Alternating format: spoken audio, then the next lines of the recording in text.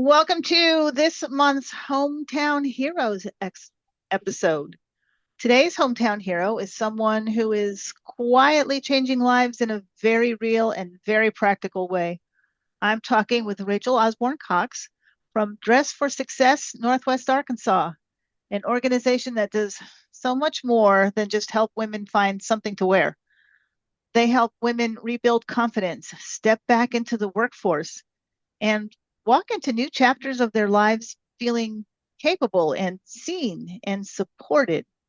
So, if you've ever had a moment where life kind of knocked you sideways and you needed someone to believe in you before you could believe in yourself again, this conversation is definitely for you. Rachel, I am so glad you're here. Welcome. Thank you so much for having me. I am so honored to be a part of this. So, let's get right into it. For anyone who isn't familiar with Dress for Success, can you tell us what you do and who you serve? Yes. So we are a nonprofit. And if you've heard of Dress for Success before, that's because it is a worldwide organization. There are over 160 different network members.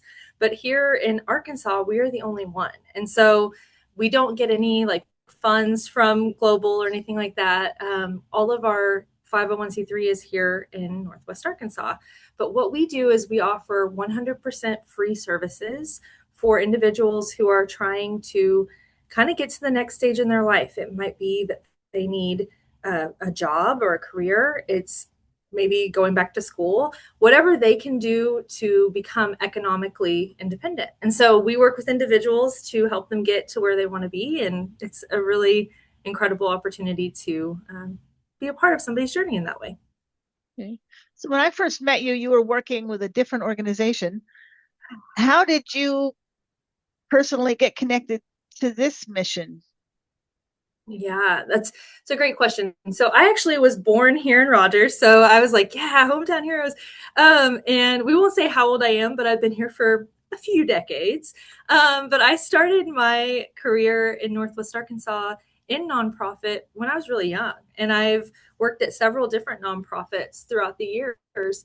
And I remember I was working, this was about 13 or 14 years ago, at a nonprofit called Havenwood, which is also a great nonprofit in the community. They help women with transitional housing.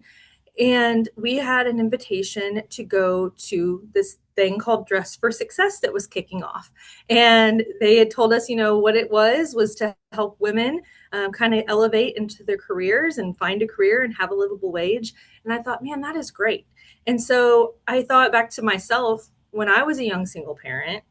I would have loved that resource. So we ended up like collaborating with Dress for Success as it was getting started. So over the years, I've been able to kind of watch the work that was being done here through other nonprofits that I've been a part of. And in many ways, we collaborated with Dress for Success through a few different housing initiatives to help our clients get the clothing, the confidence, the resume, whatever they might need to be able to launch or relaunch. And so when the opportunity came to maybe work for Dress for Success, I was thrilled. And so in our lobby, we have a big sign that was at the very first Little Black Dress Gala almost 14 years ago. And it had everyone that was there signed it. And when I came in on my first day, I had gone to that event and I saw my signature on there. And I thought, man, this is full circle. I never knew I would actually be working at this organization. So it's pretty cool. So, what was it about this work in particular that made you say, yeah, this is where I'm supposed to be? Yeah, I think for me, like navigating all the different chapters of my own journey of womanhood and knowing, for me, I was 18 when I became a mom, unexpected pregnancy, decided to, have my son and do the best I could. But it made me have to reroute and figure out how am I going to not only support myself, but my children, my child. And so kind of navigating resources for the first time. I had grown up in a situation where I'd say we were probably middle class. I never had to worry about food or housing. And then I was, in a place where I'm like, I need to make sure I have food and housing and all these things. And so at that time, there weren't very many resources for women in our community. Single parent scholarship helped me get through college, get through school. And I knew I wanted to, work in the nonprofit sector after seeing what they had done for me. But I think going through the many stages of career development, of successes, sometimes failures, navigating the fact that we never know what's around the next corner and we never know when we might have to ask for help. And so I really, believe that women deserve the opportunity to go wherever they want to be. And so whether that is, CEO or going back to school, I feel like it's a really important thing. So for me, it's personal. It's a personal passion. So can we talk a little bit about the impact that you guys actually have? Because I know people hear dress for success and they think clothes, but Right. it's so much more than that. What does support actually look like for the women you serve? Yeah, I think that is like the most common misconception. And if I could in some way change the name, honestly, I think I would, because I think we only think of the attire piece, and that's about 20 to 30% of what we do. But as you said, we do so much more. So a lot of the work that we do is more on the career services side. So that is things like helping people look for a job, helping people prepare for interviews, mock interviews, putting together a resume, updating those resumes. And I pulled some numbers because we just put out our impact report. And I think that the numbers are very powerful. I'm kind of a data nerd, and so like I love like seeing how like things actually, translate. And so I'll kind of start by saying when I came into this role in 2022, it was right after COVID, and they were going through really a rebuilding phase, and they were seeing between 100 to 200 people a year. And I'm like, I really feel like there's such a bigger need. And so we started getting really strategic with working with all these other nonprofits and community partners who are doing great things in housing or food, but they may not have a dedicated workforce development person. So we really kind of came alongside as an ally to them and a good referral source. And so from 2021 to 2022, we grew from 122 people to 750. And Wow. then, 2022 to 2023, 750 to 2,500. And then another 1,000 in 2024, 3,500 in 2024. 2025, we served 6,978 people, which Wow, is that's astonishing. amazing. And yeah, and like kind of to talk about where those numbers kind of land, we were able to provide over 3,000 stylings or suitings, like clothing for people. We were able to provide over 2,800 mobile outreach. So that's kind of a cool program we started where we're taking our services out to the community for those who maybe don't know about us or they have transportation barriers, things like that. So it's really neat to see the positive impact that this program is making and the economic impact, because when you help people get jobs, then they've got more money, they're spending more money in the local economy. So we have some numbers on that too that I think are really crazy, but good crazy. So, what are some of the biggest challenges that the women you work with, what are they facing when they come to you, besides obviously the need for appropriate workplace attire? Yeah. It's really interesting because every person that comes to us kind of has their own individual story, right? But we do see some commonalities a lot when it comes to some of the barriers. And about 72% of our clients are single parents. So you're thinking about a one income household. And if they're not getting that, then you can imagine the dire need that they might have.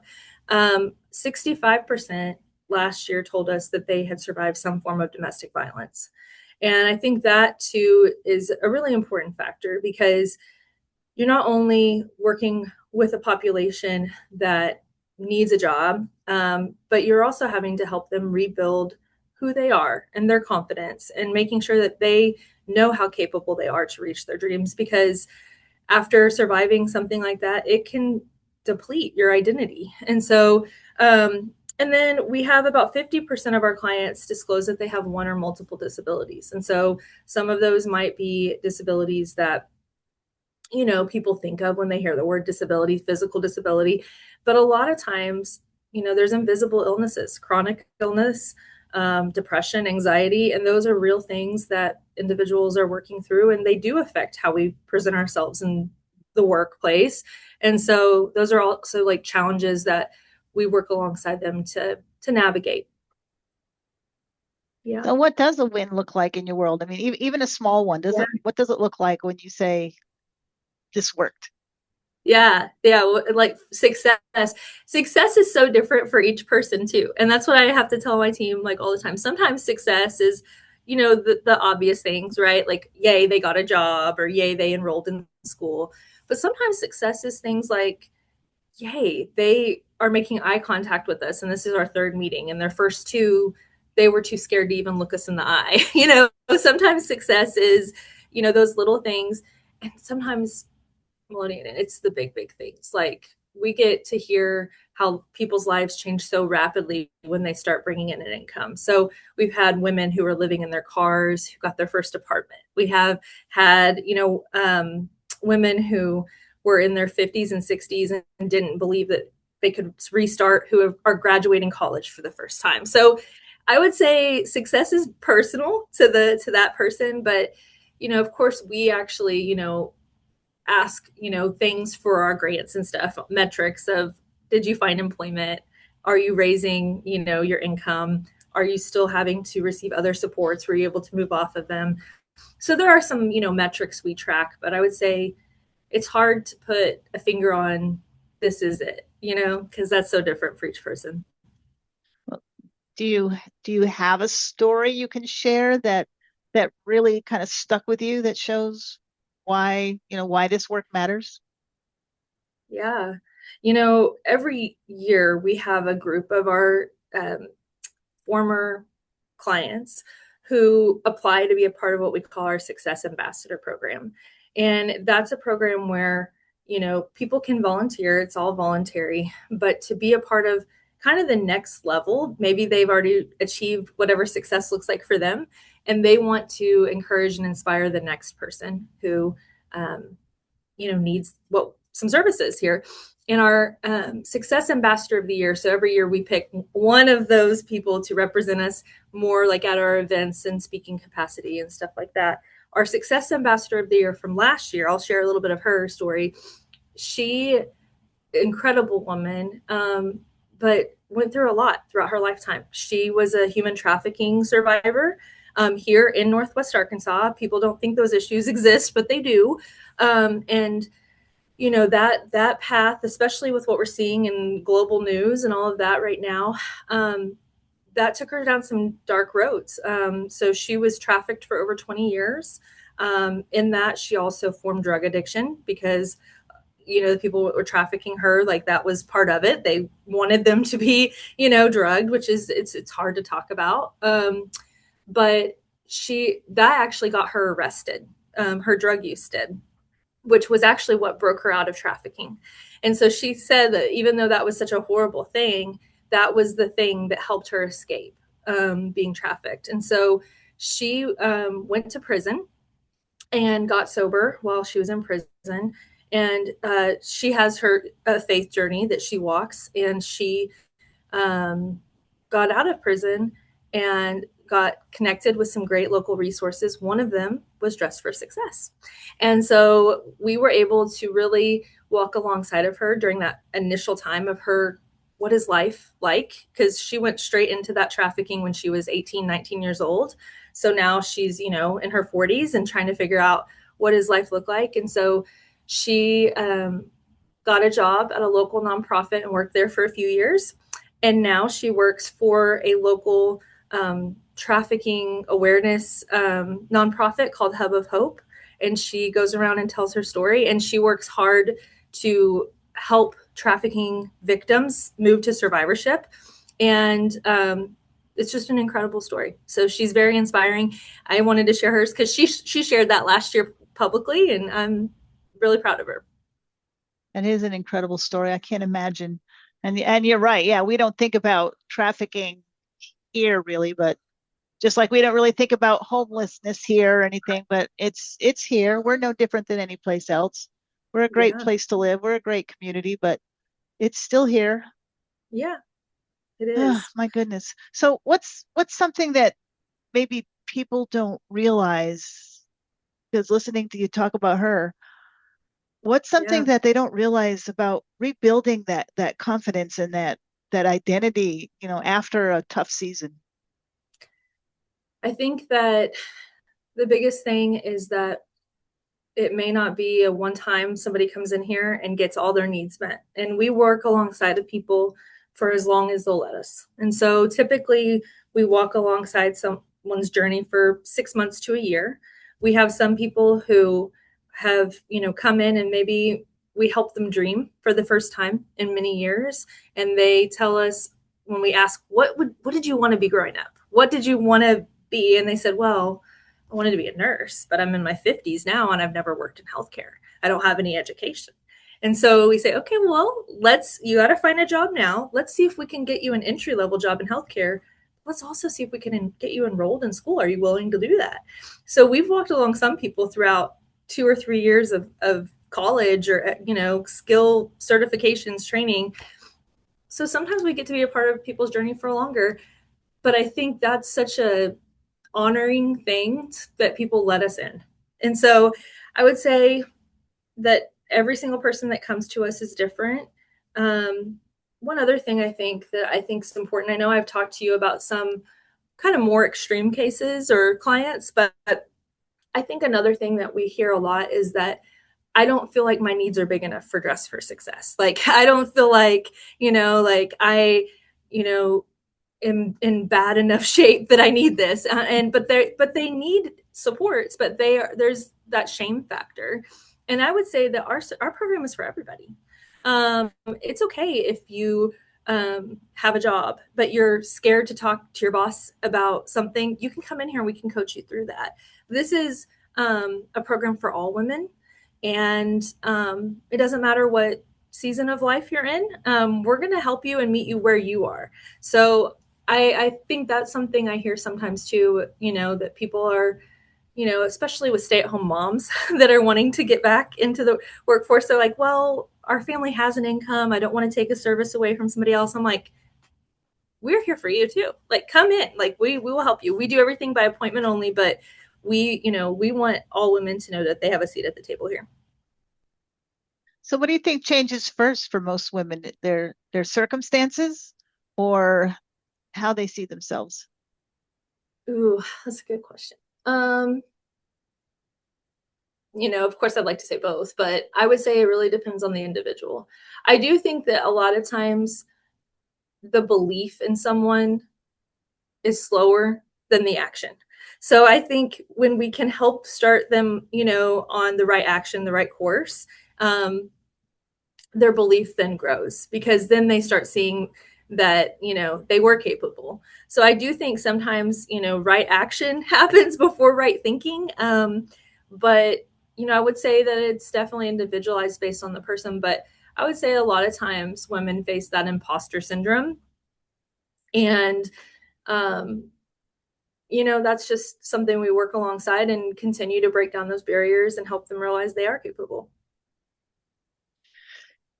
You said that when you were working with the other nonprofits that collaborated with Dress for Success quite a bit. And knowing you like I know you, I'm pretty sure that now that you're on the other side of the table, you're doing that community outreach.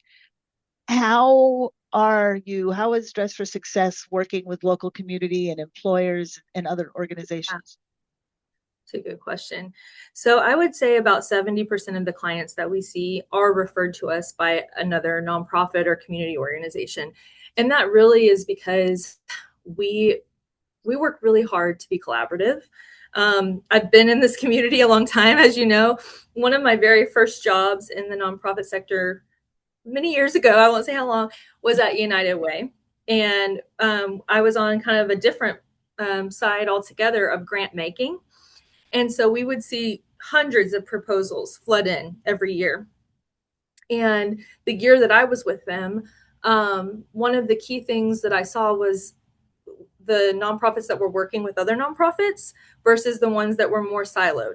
And we wanted to fund collaborative nonprofits because we knew that our money would stretch further. The investments we made would stretch further. And so that really kind of planted that in me for when I went back into agency work. And so some of the nonprofits that we work with, we have like over 80 different nonprofits and community partners that are kind of on our list. But this week alone, we were at the Northwest Arkansas Food Bank, giving out hygiene items and making sure people knew that, we were a resource. We gave our cards because a lot of the people that are there for hunger and security are looking for work. And so we do things with Samaritan Community Center. We do things with the Northwest Arkansas Women's Shelter, Havenwood, a lot of the sober living centers, and school districts. We have really strong partnerships with the local schools and with the universities because, as people graduate, like I said earlier, it doesn't necessarily have to be a really dire circumstance that someone's in, but people might be graduating from college and they have no idea how to find a job. Like they've done all the educational side of it, but now they need help with this side of it. So, yeah. And then the other 30% of people that find us, we do a lot of marketing on social media, and we do a lot there's some really strong Facebook groups for like Northwest Arkansas Jobs, Northwest Arkansas Classifieds, where we make sure that we put our stuff in there at least once a week so people know, hey, if you are looking for a job, obviously you're a part of this group and you need these type of services, give us a call. So what are some of the biggest needs that you're seeing right now in Northwest Arkansas? Gosh, I would say definitely this year and last year, inflation costs have risen. That's a fact. And so things are just more expensive. It's more expensive to buy groceries. It's more expensive to get, things for your kids for school.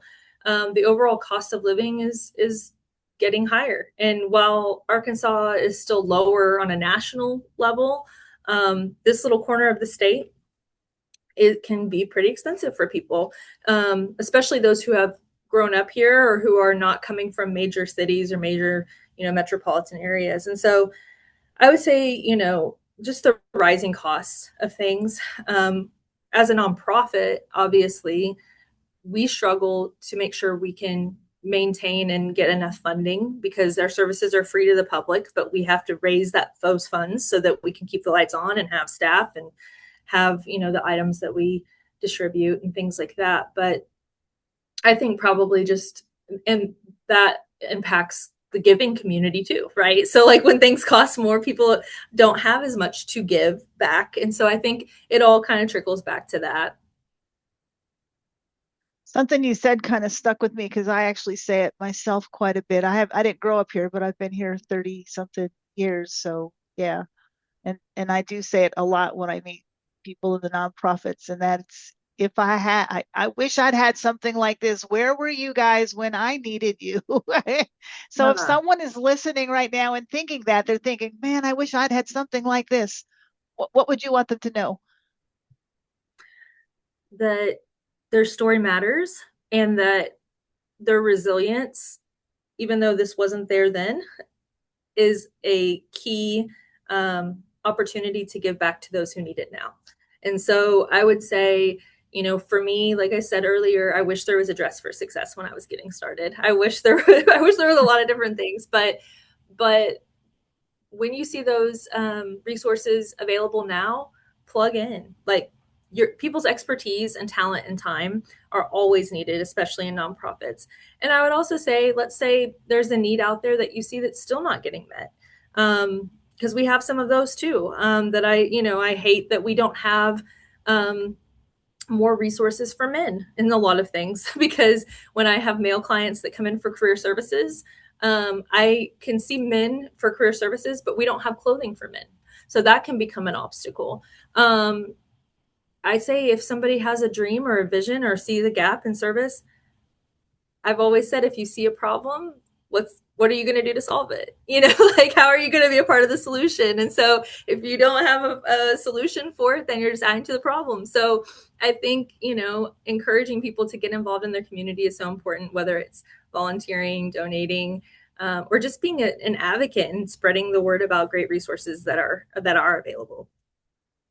So how can we support Dress for Success in particular?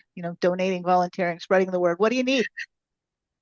We need time, talent, treasure, all of it. I always say there's a place on the bus for everybody.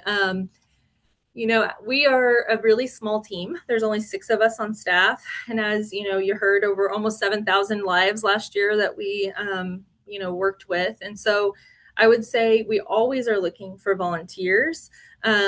We are always looking for people to give back with their personal items. So the things that we give out to our clients are oftentimes donated by people like you and me who are, it's like closet clean out time. And so we do a once a month donation day.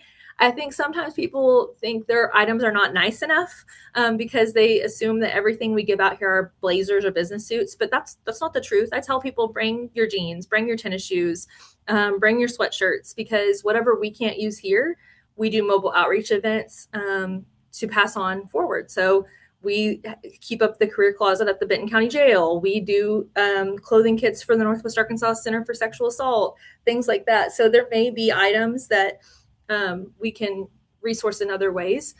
And then obviously donations. That's kind of the thing for all nonprofits, right? We are always glad to take someone's investment and show them how it's making an impact. And then I would tell you too, we've got some really cool events coming up this spring, and I'm excited because you're going to be part of one of them. But yeah, we in just under 2 weeks, I'll kind of shout out for our brunch first.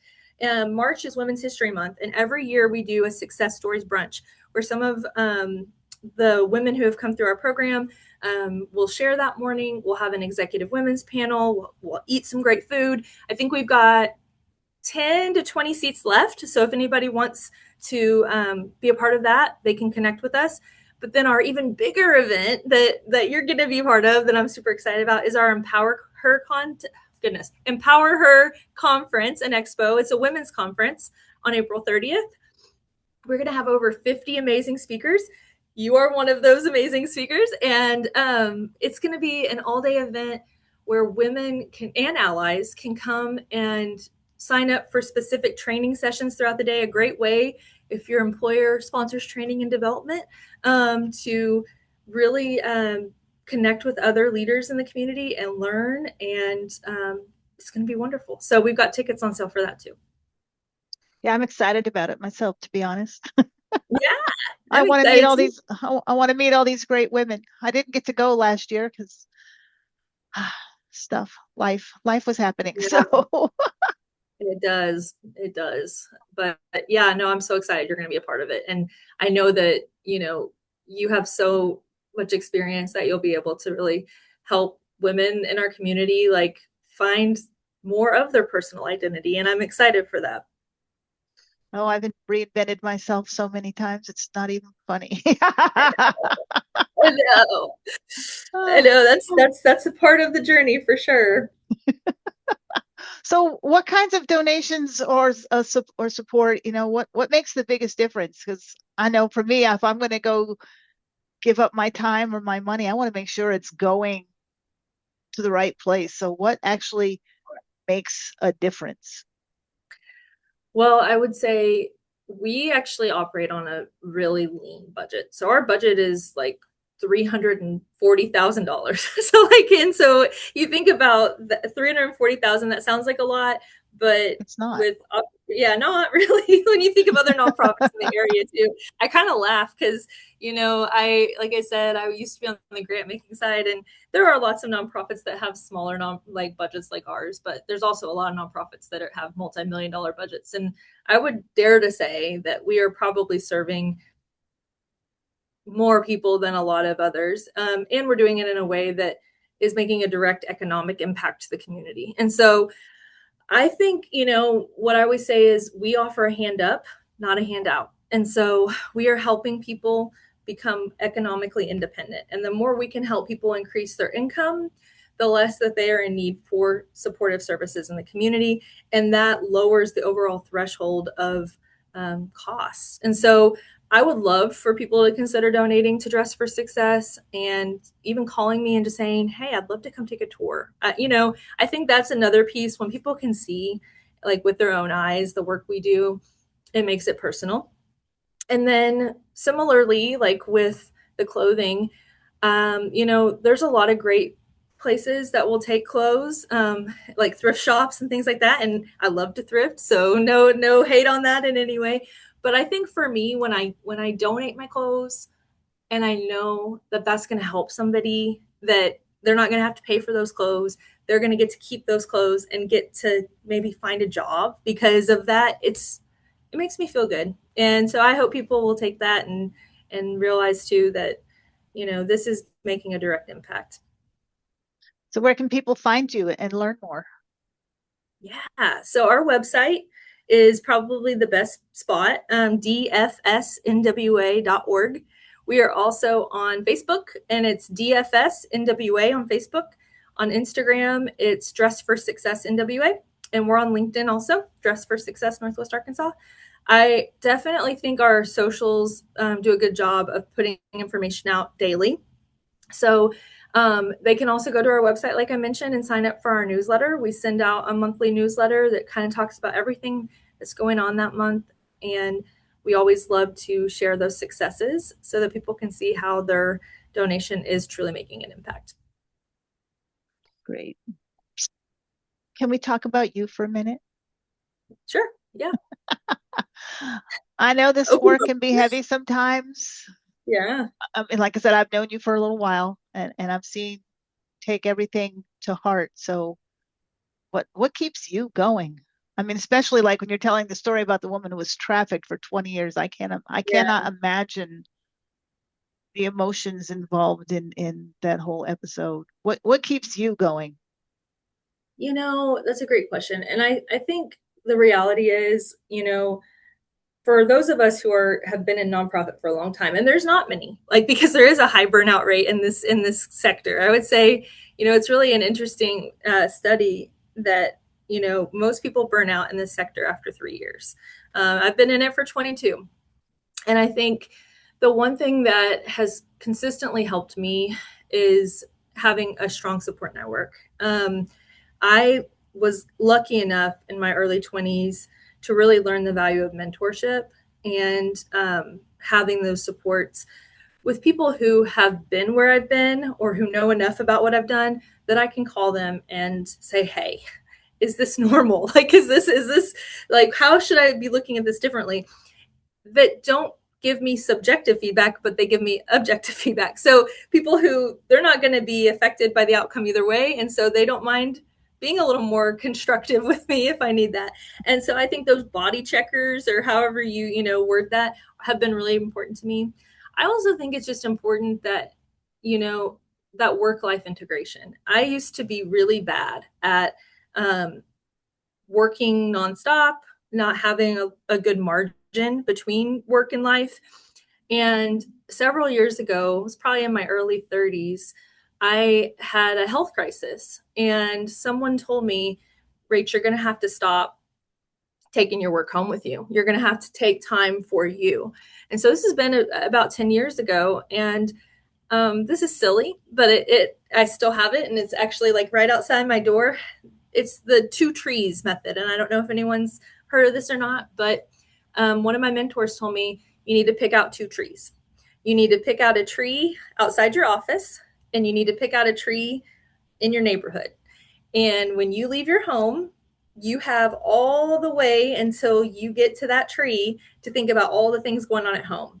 I got to do my dishes. I got to do laundry. I got, this. What am I going to cook for dinner? But when you see that tree at work, you're going to hang those things up and you're going to be work, Rachel. And then when you leave work, you have all the way till you get home to think about, did I get this done today? Did I reply to this email? What do I have to do tomorrow? But when you get to that tree, you're going to hang your work up and you're going to be present with your family. And that doesn't mean I'm great at that always. Like, let's be honest, like sometimes those aren't going to happen. But I really think that that's solid advice because we want to be our best selves and most present in both. And obviously, my personal life and my personal experiences help me integrate and be more compassionate as a leader. But also, my professional skills and experiences help me manage my home in a better way. So there's going to be some integration, but I think keeping your peace is important. And sometimes I do a really good job at that. And sometimes I need to do better at it. So that's the honest truth, really. Oh no, you're right. It's hard. I think I lasted 6 years before I finally said I can't do this anymore. Oh God, Yeah. Yeah. it's hard. It's draining. It's a lot. And we didn't have the support back then because we're talking, like I said, I'm way older than you. So we did not have the support back then that a lot of them have now. So Yes, it's when you true. think about the women you serve, what what gives you the most hope? I think for me, hope comes with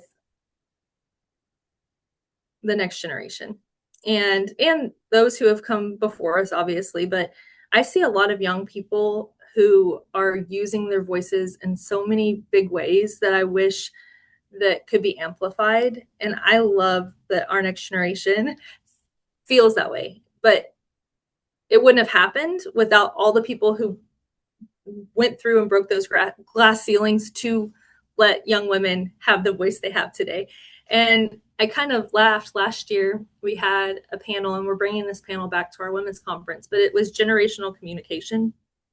And there was someone from each generation. We had a boomer, an Xer, a millennial, and a Gen Z. And it was funny because, we talked about their influences, how they communicate, all of those things. But our Gen Z person was like, at 5 o'clock, my computer's going off. If somebody emails me or messages me at 5:01, I'm not answering it. If they want me to answer it, they can pay me. They can pay me more to answer it when I'm not in my. And the boomer was like, like, how is that even a Yeah, thing? Like, yeah. because You they can worked message me 80, at 2 in the morning. I'll answer. yeah, like they were like 80, 90-hour work weeks. But what was really kind of beautiful about that is that my mom was one of those 80, 90-hour corporate America work week people.